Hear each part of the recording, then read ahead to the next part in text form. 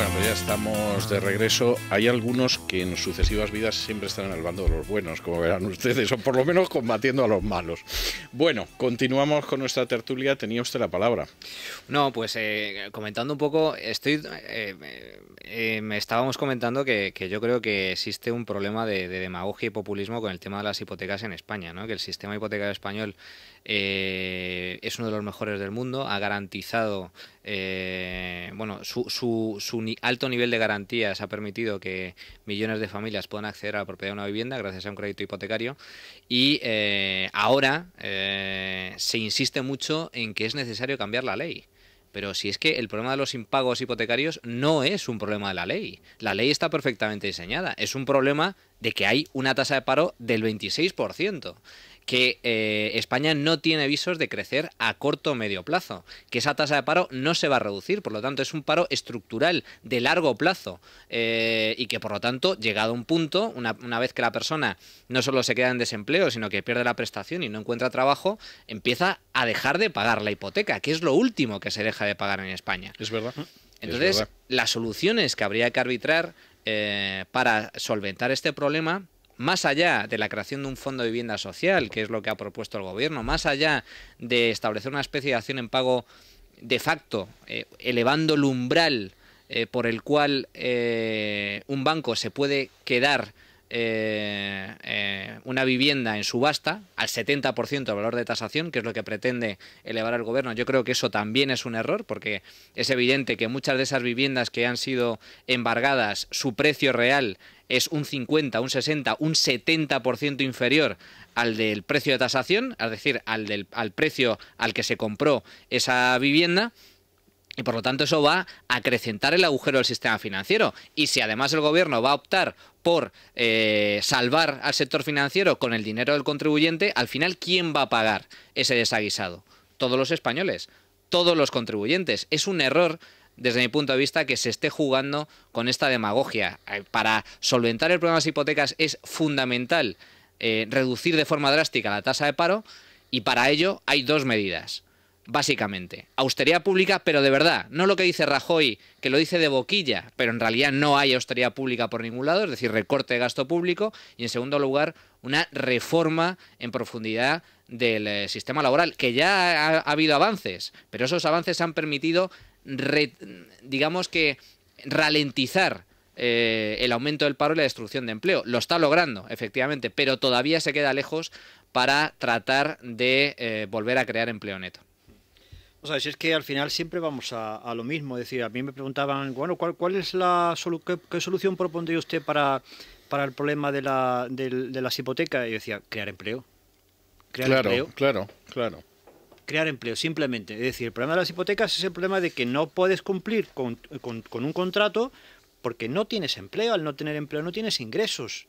Y si no tienes ingresos no puedes responder con el banco. Simplemente, sencilla y llanamente. Si vamos a cambiar la ley hipotecaria, pero si no hay que cambiar nada, si lo que hay que hacer es crear riqueza y crear empleo, simplemente, nada más. Lo que pasa es que nos dejamos llevar por la demagogia y por no, que sí podemos, y la población, la sociedad unida, podemos cambiar. Pero vamos a ver, es que lo que están pidiendo esos es que no se cumplan los contratos. Eso es una barbaridad. Es decir, eso es una auténtica barbaridad. Es decir, lo que hay que hacer es facilitar que la gente pueda pagarlo. Y si por un motivo coyuntural alguien no puede pagarlo, que se le abran, por supuesto, un abanico de posibilidades. Y en ese sentido lo que hay que hacer es crear empleo. Y yo creo que el Ministerio de Economía está favoreciendo crear riqueza y empleo. Que Rajoy también está en esa línea, que el Ministerio de Empleo también. Lo que pasa es que tenemos un Ministerio de Hacienda que no está en esa línea, desgraciadamente. Es decir, está en otra estrategia diferente a la del resto del gobierno. Es decir, el Ministerio de Hacienda está en la estrategia de más impuestos. Claro, cuanto más impuestos haya, lo que estamos diciendo es retrayendo el consumo y espantando a las inversiones. De esa manera no se va a crear empleo, y si no se crea empleo, no se crea riqueza. Y además, la estrategia de subir impuestos no está solventando el problema del déficit. Se nos ha vendido por parte del gobierno que el déficit ha bajado al 6,7% del PIB. Es mentira. El déficit, según datos oficiales, es del 9,99% y ya han empezado a surgir dudas respecto a la cifra oficial de déficit, puesto que parece ser... ¿Cómo dudas? Certezas de que no. O sea, certezas de que Los no. técnicos del ministerio. Los propios técnicos han denunciado que se ha maquillado la cifra, cosa que no había sucedido, porque siempre se produce un pequeño desajuste en cuanto a las devoluciones fiscales, de diciembre a enero. Es normal, porque el plazo expira a finales de enero y por lo tanto siempre hay un pequeño desfase. Pero en los años, incluso con Zapatero en el poder, ese desfase como máximo fue de 600 millones de euros. Estamos hablando que el desfase el pasado año con Montoro a la cabeza fue de superior a los 5.000 millones de euros. 5.000 millones. Es decir, 5 décimas del PIB. En realidad, entonces, el déficit real del gobierno central se fue al 7,2%. Perdón, el déficit sin contar ayudas financieras del conjunto de las administraciones públicas, como mínimo se fue al 7,2%. Como mínimo, y digo como mínimo porque falta ver las trampas contables que habrán metido las comunidades autónomas, que yo creo que son abundantes. Por lo tanto, estoy totalmente de acuerdo. Yo creo que la estrategia del Ministerio de Hacienda va en la línea totalmente opuesta a la creación de empleo en este país y además en la línea totalmente opuesta a la necesaria austeridad pública que nos exige Bruselas y que nos exige Merkel y por lo tanto está fallando estrepitosamente en ese objetivo. Y claro, si fallamos en ese objetivo, el problema del paro se va a convertir en estructural. A diferencia de otros países que han adoptado las medidas adecuadas y automáticamente, por ejemplo, pongo el caso de Letonia. Letonia hasta hace apenas 2 años lideraba la tasa de paro en la Unión Europea, con un paro ampliamente superior al 20%, y ahora está creando empleo y está reduciendo la tasa de paro a niveles del 14-15% y va a seguir en esa línea. ¿Por qué? Porque aplicó un plan de ajuste de verdad, cosa que todavía no ha sucedido en España. Otra cosa que me parece tremendo es que se alegue que el sistema hipotecario español, pues que hay que modificarlo totalmente y que por lo tanto hay que incumplir los contratos. Porque eso, lo que no se da cuenta la gente, es los efectos que va a provocar. Y los efectos que va a provocar es que se va a restringir de forma brutal la concesión de crédito hipotecario, claro. Y por lo tanto solo van a tener acceso a una hipoteca las rentas altas. Y entonces vamos a tener un problema, porque muy posiblemente habrá una parte muy importante de la población que reclame al gobierno, oiga, que yo también quiero una casa en propiedad y que el banco no me la concede.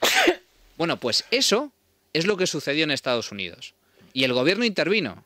Y el gobierno, para evitar ese problema, lo que hizo fue hipoteca subprime, que era conceder obligatoriamente a cualquier persona, independientemente de que tuviera ingresos o no, se le concede una hipoteca. ¿Y qué es lo que hacía el banco privado? Se lo colocaba a una empresa pública llamada Fannie Mae y Freddie Mac. Exactamente. Y así es como está ya la crisis de las hipotecas Cuando subprime. el negro del pueblecito de Alabama decidió que no pagaba la hipoteca, eso formaba parte de un paquete que incluso en eso habían invertido hasta planes de pensiones. ¿Y quién paga el pato al final? Todos los contribuyentes. Todos, es decir, es que, pero claro, la demagogia es muy fácil, ¿no? Decir, no, viviendas para todos y cambiemos la ley hipotecaria. Bueno, pues la gente dice, pues caramba, pues eso será bueno. Y es que eso es malo para la gran mayoría de los ciudadanos, porque se van a encarecer las hipotecas y por lo tanto el acceso a un piso en propiedad va a ser mucho más complicado. Es decir, lo que habría que exigir a nuestros gobernantes y a nuestros políticos es mayor seriedad en los comentarios, en las afirmaciones que hacen, mayor solidez intelectual, mayor formación, es decir, que sean de verdad líderes, que no lo que hagan sea simplemente dejarse llevar. Claro que lo fácil es decir, pues que no se pague, que se gaste más, que haya más crédito, es decir, lo que está pasando ahora en la Unión Europea. Es decir, ¿qué es lo que básicamente, ¿qué es lo que se está discutiendo allí? Que crezcamos con inflación o sin inflación. Es decir, Alemania, ¿quién quiere usted que le dé el dinero? ¿Al Estado español y a las comunidades autónomas para que continúe el derroche o a las empresas y familias? Usted verá, porque el dinero nada más que es uno. Entonces, o se lo damos al entramado público para que lo siga gastando, o se lo damos a los ciudadanos para que lo inviertan en riqueza y empleo. Eso es simplemente lo que estamos decidiendo en este momento. ¿Qué sucede? Que eso no se produce en países, por ejemplo, como en Estados Unidos, como en Japón, como en Reino Unido. ¿Por qué? Porque tienen un control sobre su moneda y tienen una política fiscal unitaria. En Europa no hay una política fiscal unitaria. Entonces, claro, tenemos... Y si la hay, que no la marque Montoro. Bueno, por Dios. Entonces, tenemos una moneda con diferentes políticas fiscales. Eso es muy complicado, por eso la austeridad es la base del crecimiento, porque a medida que vayamos teniendo menor déficit, podremos liberar unos dineros para crear riqueza y empleo. Bueno, yo de todas formas creo que la solución a la crisis europea no radica en ningún caso en la homogeneización fiscal, porque imaginémonos un Montoro europeo. No, por favor, o sea, no, claro, entonces, que es tarde en la noche y podemos no pegar ojo. Entonces o sea, ya no solo fastidiará a los españoles, sino que también fastidiará a los alemanes, a los holandeses, a los finlandeses, a toda Europa. Con lo cual, pues ya no entraremos solo en barrena nosotros, entrará toda Europa en barrena. Por lo tanto, yo creo que la competencia fiscal siempre es sana. Y la solución yo creo que es la que está dando Merkel. Y además está surtiendo efecto, aunque no se vea a largo plazo. Está surtiendo efecto en cuanto a nivel de reformas. Las liberalizaciones escasas que se han aplicado en los países con problemas están dando resultados. Se está ralentizando el aumento del paro. Se está corrigiendo la brecha exterior española. Se está produciendo una devaluación interna moderada pero sana. Bien. Se está dando resultado. Lo que pasa es que las reformas son tímidas. Donde todavía no se ha dado resultado porque no se han aplicado las recetas es la austeridad pública. Y como no se ha aplicado la austeridad pública, pues entonces el déficit sigue desbocado. Y cuando Rajoy dice, no, yo creo en la austeridad y en que no se puede gastar más de lo que se ingresa. Pero si usted el año pasado gastó un 30% más de lo que ingresó, es que usted ha tenido un agujero sin contar ayudas bancarias de 72.000 millones de euros. Y si contamos ayudas bancarias, que hay que contarlas, el agujero se va a 105.000 millones de euros, el 10% pronto, del PIB. Entonces, ¿usted cómo puede tener la cara de decir que yo estoy a favor de no gastar más de lo que se ingresa? Pues empieza a aplicarlo, porque de momento no se ha aplicado.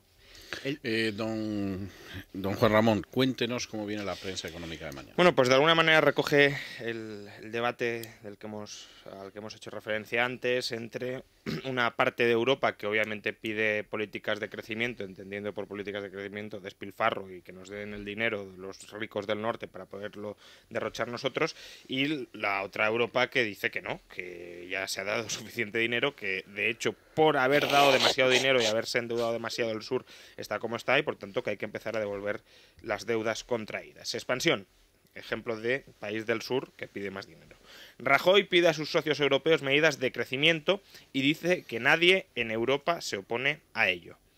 Bueno, esperemos que no tenga razón, porque desde luego si le dan más dinero todavía, pues puede ser... Se lo gasta. Bastante malo, efectivamente. Luego vas y te lo gastas, que podía decir alguno. Y luego en esta petición de medidas de crecimiento, entendiendo como tal medidas de derroche público, pues a Rajoy le ha salido un aliado no inesperado, porque lleva bastantes años en esa onda, ¿no? El economista...